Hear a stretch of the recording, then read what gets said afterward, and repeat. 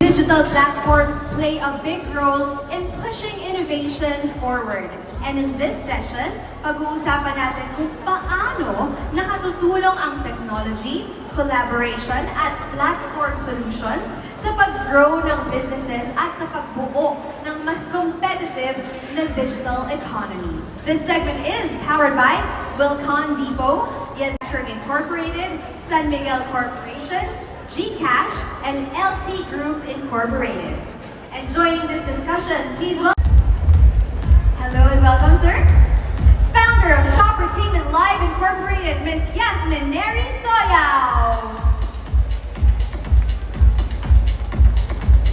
Hello, good morning. Good afternoon na pala. And Chief Executive Officer and Founder of Prosperna, Mr. Dennis Velasco. Hello and good afternoon. Please take your seats. Bring together the Prosper Nation community and Go Negosyo.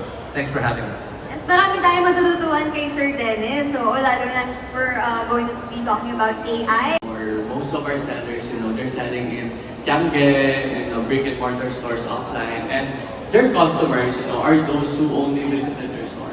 But right now, in Lazada or even, in social media as well. So with that, we're able to make. Kumbaga hanggang hindi pa tapos ang shooting o ang taping, walang umuwi. Ganon. And we'll learn from it, and we can be better from that, I believe. Thank you very much. And I thank you.